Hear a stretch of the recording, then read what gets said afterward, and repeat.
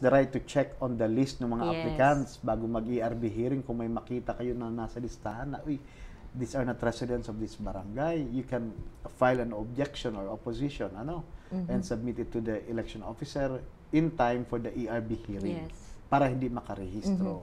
Naalala ko nga po yung experience natin sa Makati Director Michael na mas mahirap magpa-exclude ng mga botanteng registered na. So, habang hindi pa sila registered, i-oppose mo na sa ERB hearing para hindi na sila maging-registered voter. Doon yung maraming downfall ng mga tumakbo last time, na-discover lang nila later na nakaregister na yung allegedly mga non-residents. Sabi ko, we should have done this before during the, So, if I were po a citizen, I were a resident of Makati, paano ako mag-oppose, Attorney Francis? Sa ERB hearing? You have to file there is a form, and you have to file your opposition before the ERB. And then, that opposition will be heard on the day of the ERB hearing. Under oath, tapos that opposition copy of that will be served to the to the person being objected to, tapos para may due process din. Kailangan ko po ba na abogado to file an opposition? Not necessarily. Magkano? Yan lang, magkano? There is no fee. Yun ang beauty sa ERB hearing, because if you want to oppose a particular person from registering, there is no fee. You can oppose as many as you want. But when you go to the level of the courts, there is already a fee, and it will already be called exclusion. Masyadong mahal. Masyado ng costly. Mas maganda talaga, registration pa lang. So we encourage them that as early as the stage of registration to oppose. At the same time, it was also easier on our part to disapprove kasi hindi na siya papasok sa system namin eh. So it helps us cleanse the system in a convenient manner. So Attorney Francis, yung registration po, once mag-submit ako ng application, kapag wala opposition, pwede kong i-assume na magiging rehistrado akong botante. Yes. Okay. Yes. Wala kang notice na na-receive na may nag-oppose sa'yo, di ba? So, may presumption na, you can safely presume na approve ka na. Okay. So, in terms po yung registration system, ano po ba yung APHIS? Kasi we keep on hearing APHIS. What does APHIS stands for? Yeah. APHIS is Automated Fingerprint Identification Scanning System. Ito ay makabagong teknolohiya na inadapt namin. Ang purpose nito ay makompare yung mga thumbprints ng mga tao. So, pag nagpa-rehistro ka, nag-biometrics ka na ng thumbprint mo, isasubmit yun sa main database namin. Kukompare niya na mabilisan kung may kaparehas itong thumbprint na to. And then, may report na malalabas na itong thumbprint na ito ay may kapareho. Ito yung mga pangalan. So, you investigate, you check.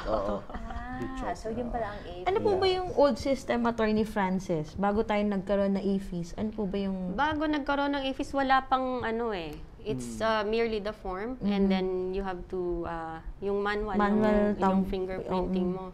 Tapos may ID picture ka doon. Eventually, biometrics tayo. Yes. Tapos ngayon nga, in-implement natin yung... So kung nagpa-register po ako noong unang panahon, kailangan ko po bang mag-undergo ng biometrics ulit?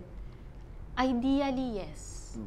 Ideally. That's why we are always making announcements for those who have not yet taken their biometrics to come to our office and for their biometrics. Although hindi yun required. Although under the law, hindi nga naman required yun. But sana ipasa yung ipasa ng law na magkaroon ng biometric compulsory Na kasi. required. Kasi para yung picture, magandang deterrent dun sa mga nag-assume ng ibang identity during election. Mga flying voters. So may picture, yung BI mismo makita, ay hindi naman po kayo hindi ito. Ikaw, hindi mo pirma ito. Ground para hindi siya makaboto.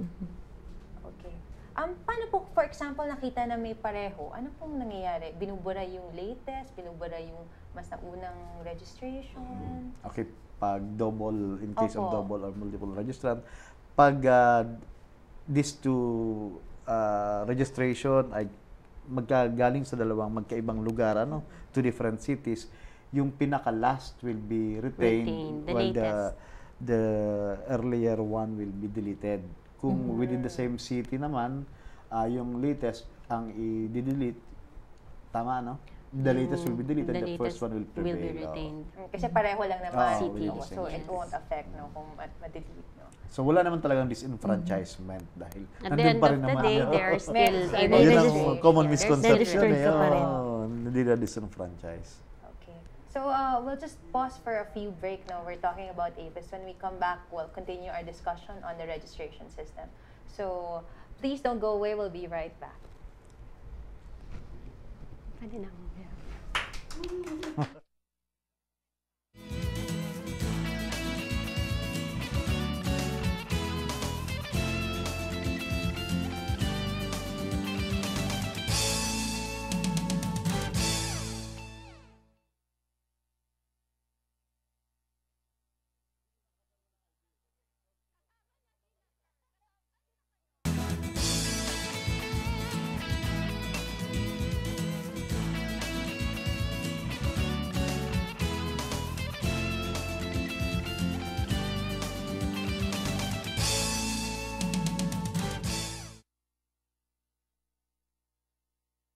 And you're watching the first telecast of our show, Lente.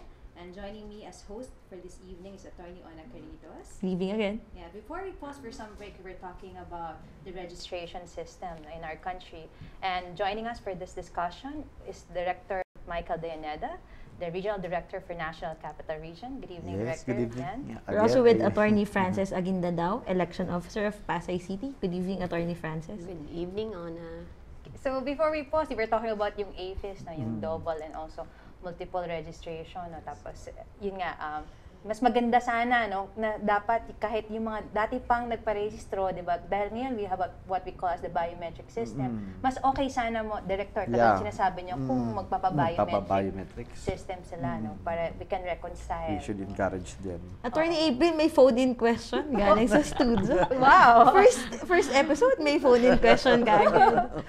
Merong question, Attorney Michael, lalo na yung pagdating sa media, madalas hindi sila nakaboto lagi, diba? Tapos hindi sila pwedeng bumoto ulit. Kunyari gusto na nila bumoto, hindi na sila pwedeng bumoto kasi deactivated daw sila. Okay. Ano po ba ibig sabihin ng deactivation, Director Michael? Okay, there are instances talaga na na-deactivate ang isang registration, ano, like kung nagkaroon ka ng kaso, so na convict ka and nakulong ka, deactivated mo na, o kaya naging insane, and yung pinaka-common, yung hindi ka nakaboto for 2 succeeding elections. Sunod-sunod na hindi ka nakaboto, your records will be deactivated. So katulad po nung last year, may 2 eleksyon, national at barangay. Considered as, yun. Hindi po ako nakaboto dun sa 2 eleksyon na yun, deactivated ako. Oo. Makakatanggap ka naman ng notice, supposedly, coming from us na, hey, your record has been deactivated, so you counter off. Attorney Frances, kapag na-deactivate ang isang botante, anong pwede niyang gawin? Yung mga botanteng deactivated, we usually send them a deactivation notice and we give them an opportunity to go to the office and reactivate. So may chance pa silang ganon. Tapos after that, then kung wala pa rin, then they are left as deactivated in our files.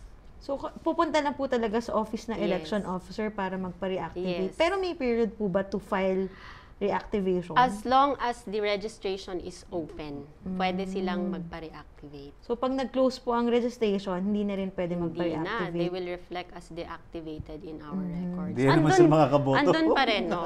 Andun pa rin. Hindi naman sila matatanggal sa listahan. It's just that they are deactivated.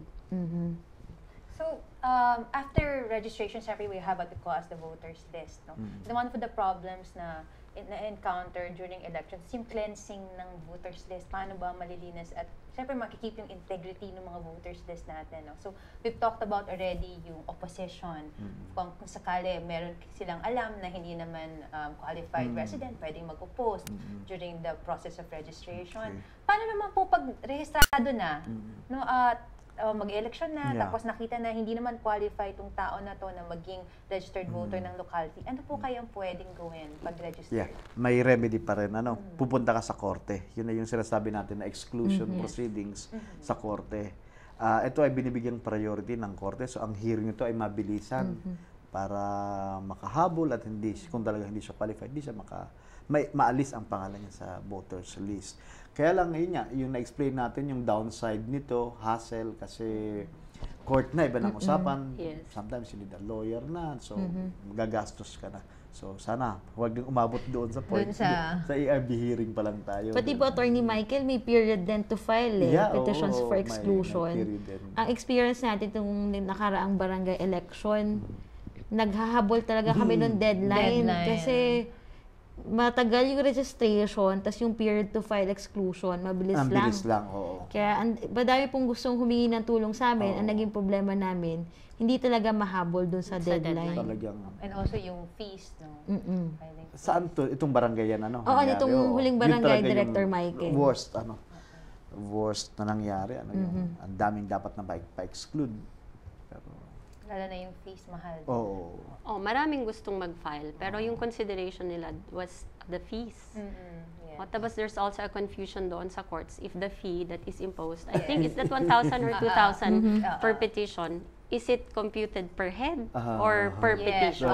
Di ba meron tayong mga ganong issues? Question. Kasi in some cities, they compute it per head. Per head, not per petition. Yes, ang mahal minsan, lalo na yung paghakot, hindi lang yan 3, 10, minsan it entails hundreds of registered voters. Yeah, mahal na, mabigat na sa bulsa. Kasi kung ako yung tatakbo, talagang hakutin ko ng mas marami para ma-assure yung maganda yung aking winning prospects. Ang isa pang ginagamit ng mga kandidato aside from hakot, yung mga pinapaboto yung mga patay.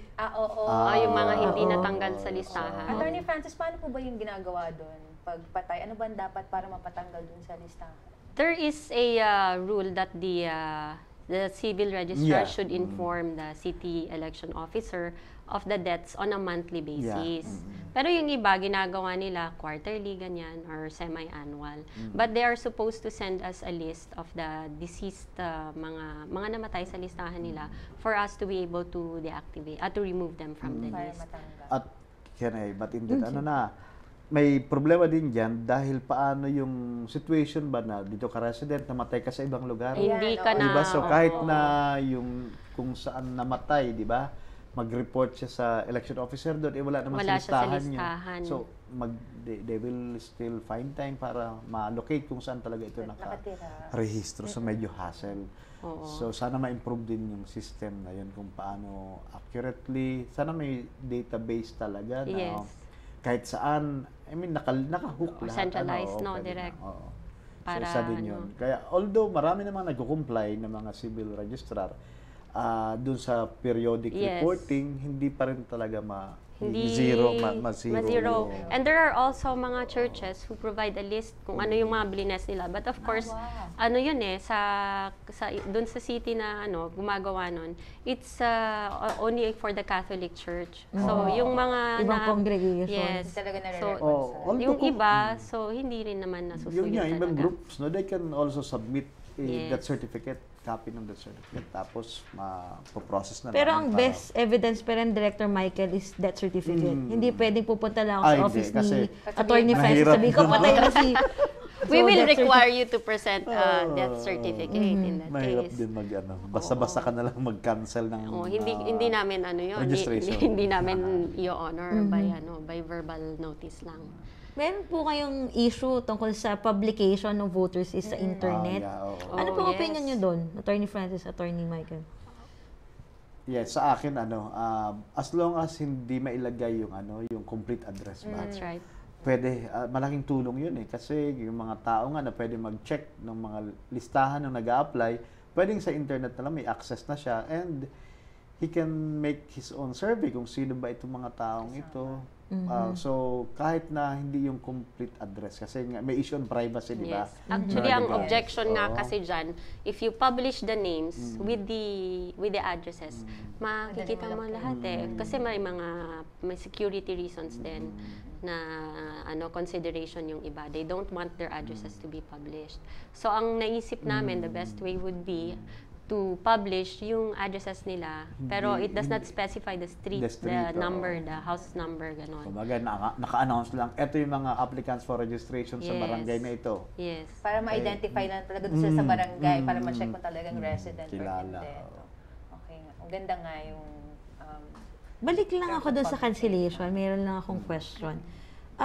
Sa pagdating sa deactivation, you file it during registration time. Yes. Paano po pag cancellation?